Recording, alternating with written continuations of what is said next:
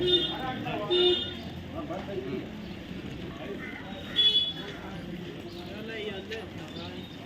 ना कोई सीन है तो ना खुशी दिक्कत।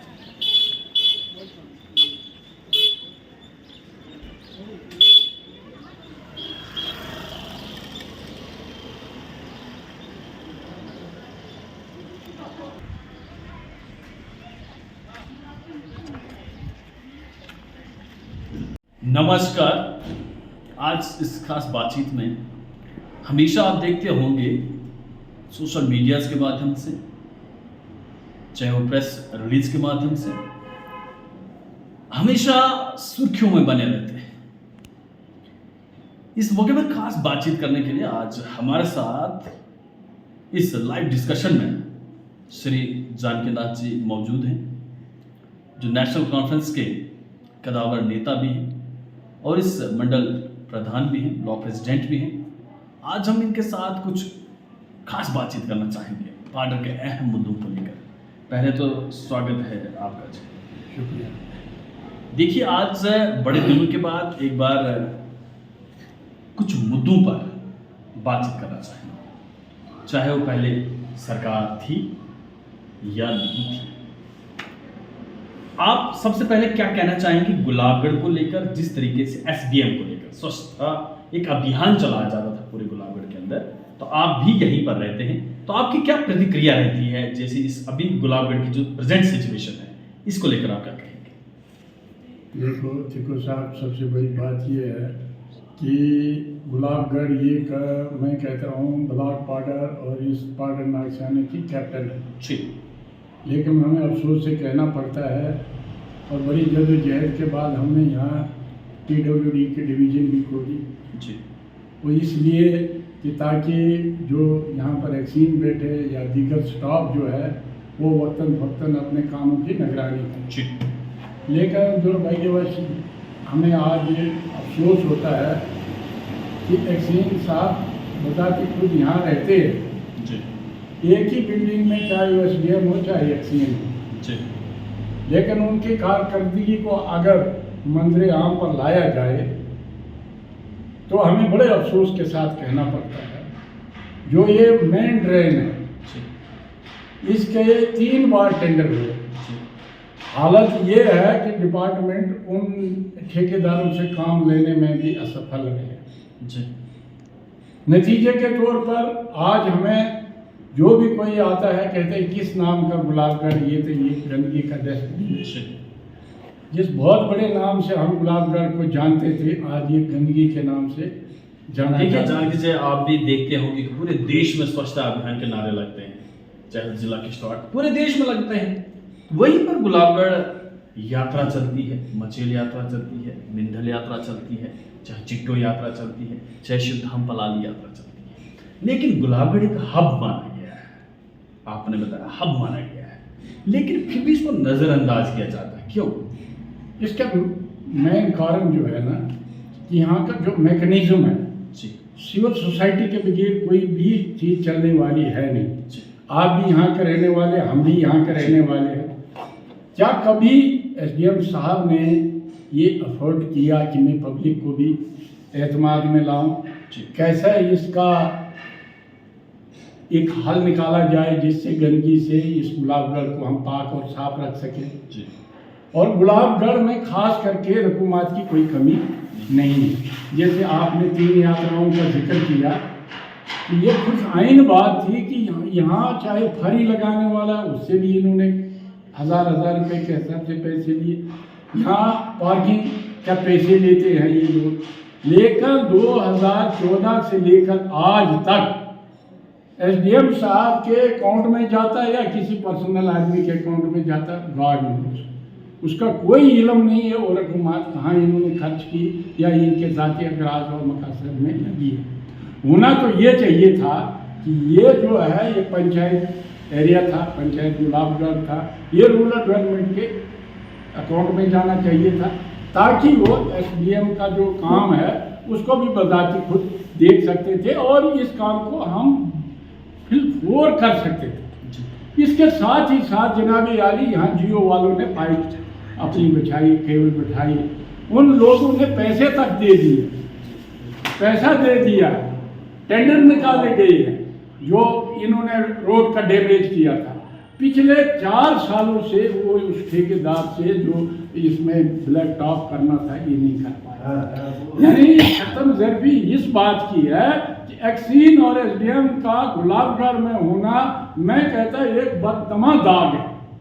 देखिए, मैं जिला इंतजामिया से दरखास्त करना चाहूँगा, सर आप भी इस वीडियोस के माध्यम से ये जान के नाची के मुखारबिन से सुन रहे हैं कि किस तरीके से यहाँ पर जियो कंपनी द्वारा टेंडरिंग भी की गई इसको साफ करने के लिए या लुक करने के लिए, लेकिन अभी तक भी गुलाबगढ़ की अगर रोड की आप हालत देखेंगे, जो सिटी की जो रोड है, चाहे सिटी की जो नालियां हैं, उनकी खस्ता हालत है। आप इस वीडियोस के माध्यम से देखते होंगे कि किस तरीके से गुलाबगढ़ की जो मेन मार्केट रोड है वो भी खड्डों से भरी हुई है। और नाली की तो बात ही क्या करें, हम स्वच्छता के नारे तो बहुत लगाते हैं, लेकिन सिटी के अंदर जहां पर पूरे भारत के लोग गुलाबगढ़ में आते हैं और यहां पर गंदगी की ये हालत है। आगे और कुछ मुद्दे हैं, चाहे वो जल जीवन मिशन की स्कीम्स को लेकर चले। नहीं, मैं देखिए ये हो गया, इस पॉइंट को हमने डीसी साहब के साथ दरकिनार कर दिया है कि जिला इंतजामिया को इस पर संज्ञान लेना चाहिए। बॉर्डर के एडमिनिस्ट्रेशन जो है, आपने कहा कि एकदम सोई हुई है, इस पर कोई कार्रवाई नहीं हुई है। लेकिन अगली कुछ और भी स्कीमें बहुत सारी हैं, बहुत सारी बातें हैं, चाहे वो जल जीवन मिशन की स्कीम्स हैं। आपने भी देखा होगा, कभी वो पसियों के नीचे आपको पाइप से दबी हुई, कभी वो कहां, लेकिन जो एक नारा लगाया गया है, किसी के मकान के घर के पिलर लगे हुए मिलेंगे आपको, लेकिन इस पर आपका क्या रुझान रहता है, इस पर क्या टिप्पणी करेंगे आप? देखो जी, ये सरकार जो है केंद्रीय सरकार है, इसको मैंने एक नाम दिया है। ये सिर्फ भाषण देते हैं, ना ये शासन देते हैं, न ये लोगों को राशन देते हैं। ठीक है, इसी तरीके से जल जीवन भी एक भाषण का एक इकाई बना रखी है। आप अच्छी तरह देखते हैं, जब भी देखो जल जीवन की मीटिंग हो रही है तो किसी पब्लिक को एतमाद में नहीं लाया जाता। मैं मिसाल के तौर पर आपको कहना चाहता हूँ, गुलाबगढ़ की जो जल जीवन मिशन की जो स्कीम है, पिछले 25 जुलाई को ये यहाँ इन्होंने टच दे दिया था। 25 जुलाई से लेकर आज तक डिस्ट्रीब्यूशन लाइन कहीं है ही नहीं। और दुर्भाग्यवश आपने जो न्यू ब्रिज लग रहा है वहाँ तक 4 इंच पाइप लाई है। कितनी? 4 इंच। वहाँ उसको रिड्यूसर लगा करके आगे 3 इंच कर दी। जबकि हमने बार बार इनको कहा कि शीतला चौक तक आपको पूरी की पूरी 4 इंच पाइप जो है बिछाए हैं ताकि पानी जो है बेक न करे। उस 3 इंच पाइप में जब उसका प्रेशर डाला, पीछे जितनी पाइपें थी वो ब्लॉक हो गई और नतीजे के तौर पर इनने पानी देना बंद कर दिया। और जब हमने दरियाफ्त किया डिपार्टमेंट से 4 इंच पानी लाने के बाद, उनका कहने का मतलब है हमने सिर्फ 110 कनेक्शन नए देने हैं। कितने देने हैं? 110। जब नारा किस बात का चल भाई, नारा क्या है? हर बात सुनो ना, ये सरकार जो है हमें बड़ा अफसोस होता है। विरोध कर सकते हैं, उस सरकार के हम भी एक इकाई है, लेकिन इस सरकार ने कभी ये चीज नहीं देखी। आपको बैनर, पोस्टर, नारे, भाषणों में ये सब चीजें देखने को मिलती है। जमीनी हकीकत कुछ और है। और ऑपोजिशन में होता है वो विरोध कर सकता है, हमने, लेकिन विरोध करने के बावजूद भी कुछ नहीं होता। क्या विरोध? मैं ये कह रहा हूँ कि जब एडमिनिस्ट्रेशन को एक जिम्मा दे दिया गया है, आपने बैक टू विलेज देखा, आपने रीच आउट देखा, कभी भी कोई चीज आप जो मुख्य मुद्दे जब आप उठाते थे यही कहा जाता है ये हमारा विषय है ही नहीं, हमें तो उधरी से एक पेपर दिया है, इसी को टिक करना है, आप क्या बोलते हैं, हमें इससे कोई संबंध नहीं। तो फिर मुझे अभी की इस कड़ी में क्या कहना चाहिए? देखो, अभी तो जम्मू कश्मीर के अंदर नेशनल कॉन्फ्रेंस की सरकार है, तो उसके लिहाज से आप क्या कहते हैं? देखो सेंटर की स्कीम तो है, सेंटर की स्कीम तो लॉन्च हुई है, लेकिन जम्मू कश्मीर में कुछ इदारात हैं। अभी देखो जम्मू कश्मीर के अंदर सरकार भी तो बन चुकी है, सरकार के अधीन भी कुछ काम रहते हैं। देखो इसके लिए क्या अपेक्षा है? सरकार ने पिछले असेंबली में एक इस पर कमीशन बैठाया और एक आप ही की आवाज ने या मेरी आवाज नहीं है, बल्कि जो हमारे यहाँ से एक आवाज बनकर एमएलए के रूप में गई है, चाहे वो पक्ष के थे चाहे वो विपक्ष के थे, सभी ने जल जीवन पर बड़ा अपना रोष प्रकट किया। जी। मैं समझता हूँ कि सरकार इस पर पूरी तरह से संज्ञान लेगी और जो भी इसमें मतलब नाअहल पाए जाएंगे उनको पनिशमेंट जरूर मिलेगी। देखिए अभी दूसरे मुद्दे लेकर चलेंगे। देखो पार्टी के अंदर बेरोजगारी, हम बातचीत करते हैं बेरोजगारी की, हम कहते हैं चाहे वो भारतीय जनता पार्टी के कदावर नेताओं से पूछें कि हमने बहुत बड़े कंपनी में वर्कर्स लगा दिए हैं, लेकिन अभी भी आपको पूरे मार्केट के अंदर कुछ ऐसे लड़के दिखते होंगे जो एमएससी बीएड करके भी ऑटो ड्राइविंग कर रहे होते हैं। उनके लिए क्या पैगाम रहता है, उसके ऊपर क्या कहना चाहेंगे आप? मैं कहता ये बड़ी खुशाइन बात कही आपने कि ऑटो ड्राइवर आपको दिखते हैं स्वरोजगार की तरफ जा रहे हैं। हमारे प्रधानमंत्री और होम मिनिस्टर तो कहता पकोड़े तलो, खाने वाले कितने हैं वो कोई इल्म नहीं है।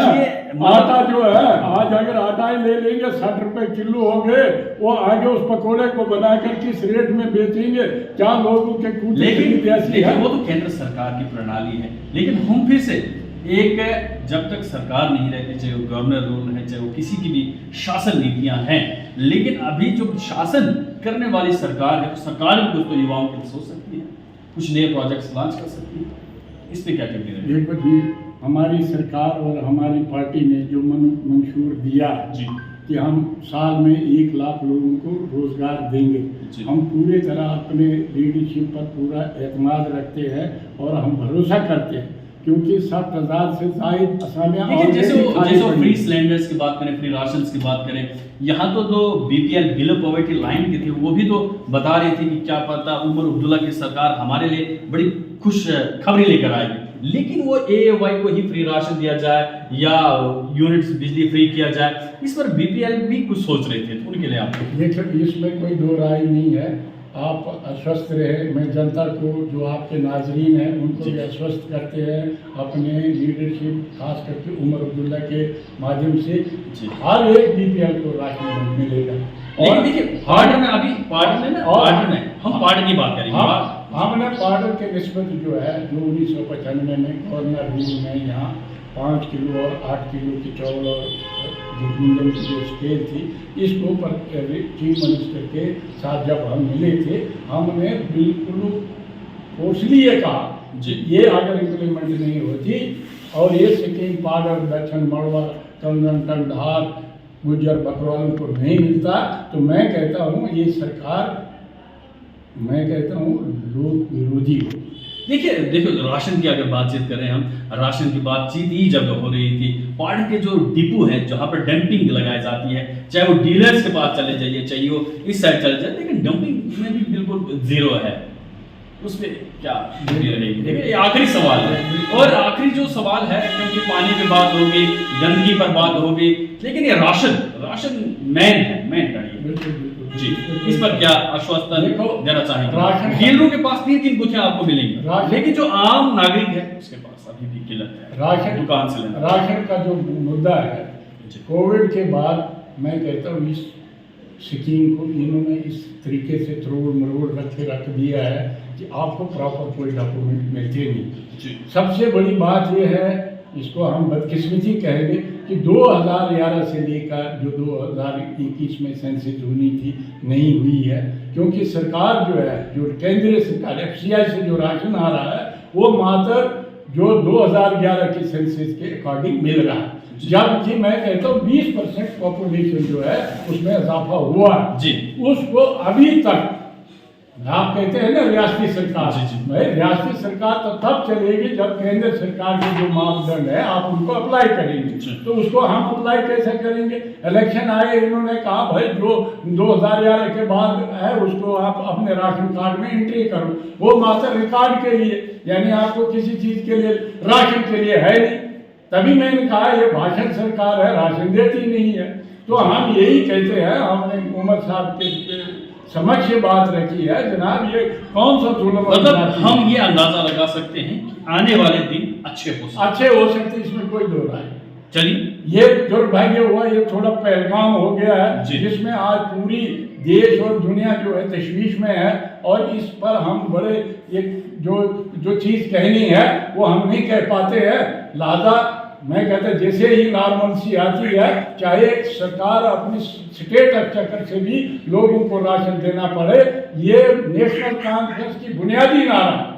जब शेख साहब यहाँ हुकूमत करते थे तब भी 25% जो हमारे बजटरी जो अनाउंस होता था उसमें से 25% लोगों को फूड सब्सिडी के माध्यम से लोगों को भरपेट राशन देते थे। ऐसी बात नहीं है कि नेशनल अच्छे दिन आए से मुकर जाएगी। भले आज हम तो ये देखिए, इससे पहले भी आपने देखा होगा सोशल मीडिया पर भारतीय जनता पार्टी का भी एक नारा था, सरकार आते ही आप सभी के अच्छे दिन आएंगे, लेकिन वो अच्छे दिन तो है नहीं। लेकिन युवा बेरोजगार एमएससी बीएड करने वाला भी गाड़ी वाहन पकड़ सकता है। एक तरफ से सरकार लोन्स की स्कीमें निकालती है, लेकिन जब कोई मजबूरियां आती हैं तब उस लोन से झुंझलता हुआ वो बंदा दिखाई देता है। फिलहाल ऐसे छोटी एक खास बातचीत हमने ब्लॉक प्रेसिडेंट नेशनल कॉन्फ्रेंस के श्री जानकीनाथ जी के साथ की। इन्होंने काफ़ी अहम मुद्दों पर चर्चा की और हम भी जिला इंतजामिया से गुहार लगाना चाहेंगे, निवेदन करना चाहेंगे कि गुलाबगढ़ की जो मेन रोड है उसको भी देखें और गुलाबगढ़ की जो गलियों में आज ये जो गंदगी पड़ी हुई है उसको भी देखें कि क्या कुछ एसडीएम के नारे लग सकते हैं। फिलहाल ऐसे में छोटी मोटी खबरों के लिए बने रहिए आप हमारे चैनल के साथ। मुझे और मेरा कहना मैं दीजिए इजाजत।